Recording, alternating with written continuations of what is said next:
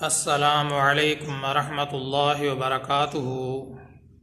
محترم سامعین، آج کے ٹاپک میں ایک شرعی مسئلے کی وضاحت کرنا مقصود ہے۔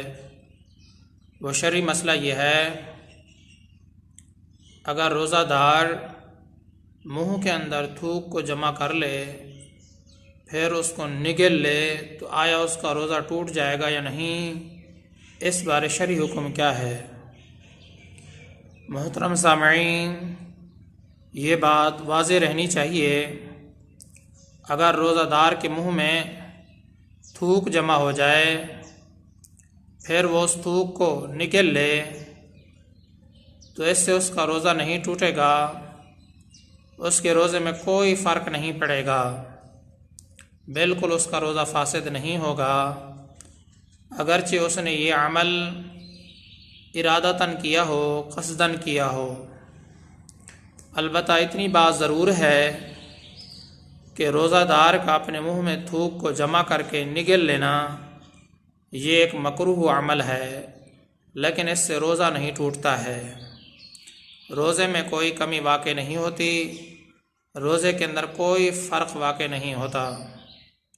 محترم سامعین، مسئلے کا خلاصہ یہی ہے، اگر روزہ دار اپنے منہ کے اندر جمع کی ہوئی تھوک کو نگل لے، اپنی تھوک کو، تو اس سے اس کا روزہ فاسد نہیں ہوتا، روزہ نہیں ٹوٹتا، روزے میں کوئی کمی پیشی واقع نہیں ہوتی۔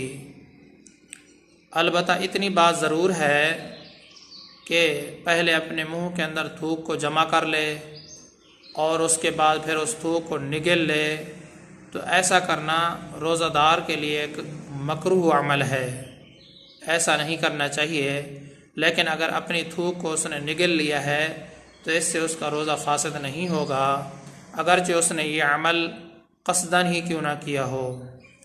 لیکن اگر کسی دوسرے انسان کی تھوک کو نگل لے گا تو اس سے اس کا روزہ ٹوٹ جائے گا، اس لیے اپنی تھوک اور دوسرے کی تھوک میں یہ فرق ہے، اگر کسی دوسرے انسان کی تھوک کو نگلے گا تو اس کا روزہ ٹوٹ جائے گا، لیکن اگر اپنی تھوک کو اس نے نگل لیا ہے تو اس سے روزے میں کوئی کمی واقع نہیں ہوگی۔